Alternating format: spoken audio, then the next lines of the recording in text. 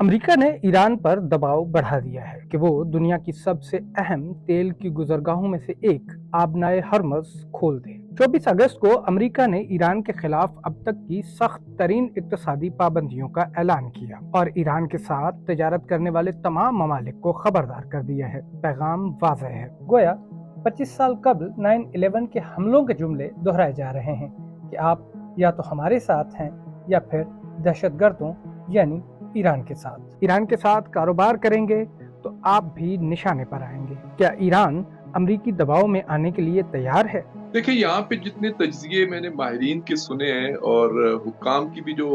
बयानात या जो उनका बयानिया सामने आया, उन्होंने कहा कि इसमें कोई नई बात नहीं है। ये जो नई सैंक्शंस हैं, आपने सेकेंडरी सैंक्शंस की बात की है, ये तो ओबामा के दौर से है, बल्कि उसके बाद डोनाल्ड ट्रंप ने तो अपने जमाने में आके मैक्सिमम प्रेशर वाली एक पॉलिसी लेके आए थे। इसी तरह पैरालाइज करने वाली सैंक्शंस की भी इस्तेलाह इस्तेमाल हुई थी। और ये जो आपने इशारा किया है कि जो भी मुल्क ईरान के साथ कारोबार करेगा तो उसको भी फाइन होगा, तो ये तो सेकेंडरी सैंक्शंस के उन्वान से पहले से भी ये चीज चल रही है। यानी अभी तक ना अमेरिका की तरफ से और ना किसी और इक्तिसादी माहिर की तरफ से ये बात सामने नहीं आई कि पहले से बढ़कर क्या चीजें सामने आएंगी, सिवाय ये कि जो इस वक्त समंदरी नाकाबंदी है, इसके अलावा कोई नई चीज जो है वो इन सैंक्शंस के अंदर या कोई ऐसे कवानीन के अंदर हमें कोई नजर नहीं आई, या कम से कम अभी तक मीडिया के उसमें नहीं आई। लेकिन प्रेशर बड़े अच्छे तरीके से अमेरिकन वजीर खजाना भी बार बार कह रहे हैं, अमेरिकन प्रेसिडेंट भी कह रहे हैं, अमेरिकन मीडिया भी इसको बहुत उछाल रहा है, एंटी ईरान जो लॉबी है वो भी इसको उठा रही है कि इस दफा जो होंगी तो ये हो जाएगा, वो हो जाएगा। ईरानी रियाल की कद्र में इस हफ्ते 7% कमी देखी गई और एक अमेरिकी डॉलर के मुकाबले में ईरानी रियाल की कीमत 2 मिलियन तक पहुंच चुकी है। ऐसी सूरत हाल में मजीद सानवी पाबंदियों का खतरा ईरान पर दबाव बढ़ा रहा है। लेकिन प्रैक्टिकली जितना ईरान पहले सैंक्शन में जकड़ा हुआ है, इससे मजीद क्या कर सकते हैं इसका? यानी जब आप लाइफ सेविंग ड्रग्स तक नहीं मंगवा सकते थे, जब आप कोरोना के अंदर आपने देखा कि वो वैक्सीन तक नहीं ला सकते थे, तो मैं नहीं समझता कि अगर इन तज्जियात जो इस वक्त इक्तिसादी माहिरीन के जो यहाँ पे सामने है उसके अंदर तो कोई ऐसी नई बात नजर नहीं आती। लेकिन बहरहाल अब वक्त गुजरने के साथ पता चलेगा कि अमलन इसका क्या होता है। अमेरिकी पाबंदियों का मकसद ईरान को मुआशी दबाव में लाकर आबनाए हरमुज खुलवाना है, लेकिन इस पूरी सूरत हाल में नजरें एक और मुल्क पर भी हैं, चीन अब भी ईरान से तेल खरीद रहा है, जबकि वाशिंगटन ने इस मामले में बीजिंग के साथ निस्बतन नर्म रवैया अख्तियार किया है। पहले वाली सैंक्शंस के मुकाबले में जो इस वक्त जो ईरान के फेवर में जा रही है बात, वो ये है कि चाइना ने भी ऐलान किया है, रशिया ने भी ऐलान किया है और कुछ ईरान के हमसाया ममालिक ने भी जो जिस तरह की आमादगी का इजहार किया कि वो इन सैंक्शन को कबूल नहीं करेंगे, क्योंकि एक मुल्क की तरफ से लगाई जा रही है, ना ये सिक्योरिटी काउंसिल की है, ना यूएनओ की है, या ना किसी आलमी इदारे की है। तो इस तनाजुर में अगर देखा जाए तो ईरानी जो एक पब्लिक के अंदर इसके कोई इतने बड़े असरात मुरतब नहीं हो रहे कि उसके कोई रिएक्शन आएगा फौरी तौर पे और वो घबरा जाएंगे और वो हर चीज को कबूल कर लेंगे। अब वक्त के साथ साथ अंदाजा होगा कि इन सैंक्शन में ऐसी कौन सी खास बात है कि जो ईरानी इक़्तिसाद को मजीद जो है वो मुश्किलात से दो चार करेगी। और इसी दौरान पाकिस्तान भी इस सिफारती खेल में दाखिल हो चुका है। पाकिस्तान के army chief field marshal Asim Munir Iran में मौजूद हैं। इत्तलात के मुताबिक यह दौरा अमरीकी सदर की दरख्वास्त पर हुआ ताकि इस्लामाबाद मफाहमती कोशिशों को दोबारा फाल किया जा सके और ईरान को बहरी जहाज़ों और तेल बरदार टैंकरों के लिए आज़ादाना गुजरगाह की इजाज़त देने पर आमादा किया जा सके। आपको कहीं पे भी ईरान की तरफ से कोई रिक्वेस्ट नहीं मिलेगी कि ईरान ने कहा हो कि हम मुज़ाकरात करना चाहते हैं। दुरुस्त है, वो मुज़ाकरात में शामिल हो जाते हैं, लेकिन इनिशिएटिव हमेशा डोनाल्ड ट्रंप की तरफ से था। अगर उससे हिस्ट्री और माजी के उसमें देखें तो फिर तो ये बात क्राइन से भी साबित होता है कि डोनाल्ड ट्रंप ने आसिम मुनीर साहब से कहा कि वो किसी तरीके से दोबारा जो है उस मुज़ाकरात के सिलसिले को शुरू करें, क्योंकि ईरान के इस वक्त यहाँ के जितने मसलन सुप्रीम नेशनल सिक्योरिटी के जो सब सेक्रेटरी हैं वो हैं, या मसलन जो इनके मिलिट्री के लोग हैं, हत्ता इनके जो नए रहबर हैं, वहाँ से भी बड़ी शिद्दत के साथ जो है वो इस मसले को टैकल करने की बातें हो रही हैं और हर तरह का मुकाबला करने के लिए या हर तरह की मुश्किलात को फेस करने के लिए यहाँ पे आमादगी के लिए कहा जा रहा है। तो लिहाजा इस चीज को तो मानना पड़ेगा कि रिक्वेस्ट यहाँ से नहीं है, ये इनिशिएटिव जो है वो डोनाल्ड ट्रंप का है। अब उसमें आसिम मुनीर साहब यहाँ पे तशरीफ लाए और बड़े मुख्तसर वक्त में उन्होंने 3-4 बड़ी अहम मुलाकातें की हैं। मसलन उन्होंने खुद जो मुज़ाकरात कार हैं या जिसे आप कहें कि जो डायलॉग टीम के जो सरबराह हैं और स्पीकर भी हैं, कालीबाफ से उन्होंने मुलाकात की, वजीर खारजा इराकी से मुलाकात की, उन्होंने खुद जो सुप्रीम नेशनल सिक्योरिटी के नए सेक्रेटरी हैं मोहसिन रजाई, उनसे मुलाकात की है। तो इससे अंदाजा होता है कि बात जो है वो बड़ी तेजी से आगे बढ़ाने की कोशिश की है आसिम मुनीर साहब ने, और यहाँ के मीडिया ने भी अभी तक तो इस मौजू को इसी अंदाज से लिया है कि पाकिस्तान एक अच्छी कोशिश कर रहा है। पाकिस्तान पहले ही सऊदी अरब, मिस्र और तुर्की के साथ एक मुआहदा कर चुका है, जबकि ईरान और सऊदी अरब खित्ते में एक दूसरे के हरीफ रहे हैं। डॉक्टर राशिद नकवी से जब पूछा गया कि इस मुआहदे से मुताल्लिक ईरान क्या सोच रहा है, तो उनका कहना था, खबर चल रही है 2-3 दिनों से,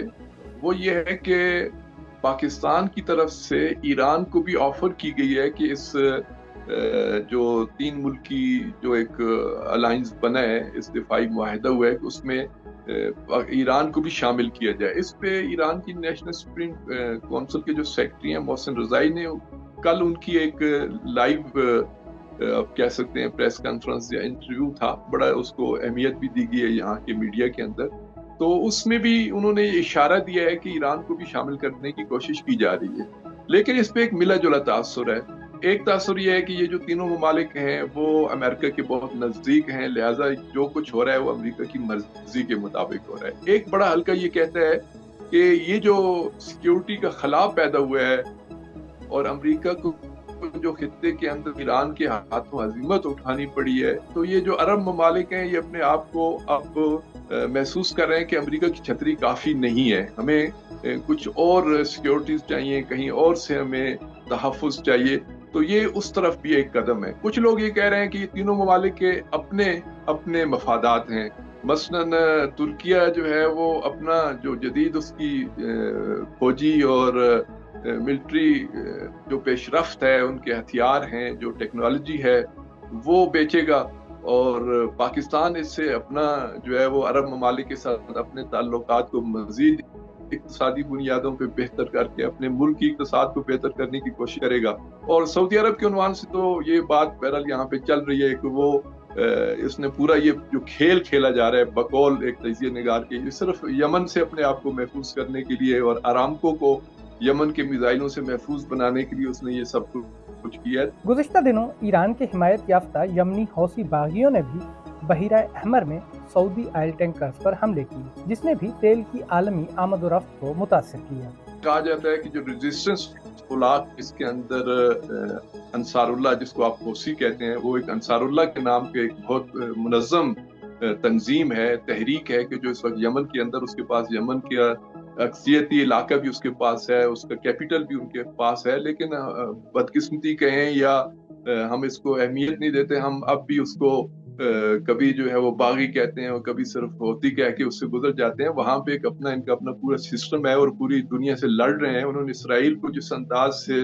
खित्ते के अंदर मुंह तोड़ जवाब दिए हैं, जिस तरह अमेरिका का मुकाबला किया है, जिस तरह बरतानिया का मुकाबला किया है, जिस तरह हत्ता सऊदी अरब और उसके साथ जितने इत्तेहादी हैं, तो एक इसको नजरअंदाज तो नहीं किया जा सकता सिर्फ होती कह के और एक कबीला साबित करके कि ये वो कमजोर ग्रुप है। नहीं, इस वक्त उसकी बड़ी एक अपनी अफादियत है। बाबुल मंदब में जिस अंदाज से वो आगे बढ़े हैं और जिस अंदाज से उन्होंने इसराइल को, और रेड सी के अंदर जिस तरह इसराइल और इसराइल नवाज जितने यहाँ पे शिप्स थे या जो भी उनकी आमदोरफ्त थी, सबसे बड़ी रुकावट तो मैं समझता हूँ ईरान से बढ़ के उन्होंने इसराइल को जो है ना चैलेंज किया और नुकसान पहुंचाया। तो इस लिहाज से ईरान रेजिस्टेंस ब्लॉक के उन्वान से तो इनके ताल्लुकात किसी से ढके छुपे नहीं है। ईरान भी खुलेआम जो है वो यमन की हिमायत करता है, और न सिर्फ यमन की बल्कि हिजबुल्लाह की, अशद शाबी इराक के अंदर, हमास फलस्तीन के अंदर, इस्लामी जिहाद तंजीम जो है वो गजा के अंदर। तो ये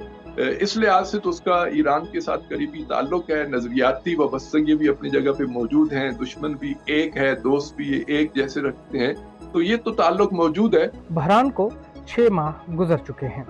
और वक्त कम हो रहा है, मगर जंग और तबाही के इस खेल के असरात से अमेरिका भी महफूज नहीं। जंग के बाद अमेरिका में गैस की कीमतें 30% बढ़ चुकी हैं। امریکی وسط مدتی انتخابات قریب ہیں، اسرائیل میں بھی اکتوبر میں انتخابات ہونے ہیں اور امریکی عوام کی رائے بھی اسرائیل کے خلاف منتقل ہو رہی ہے،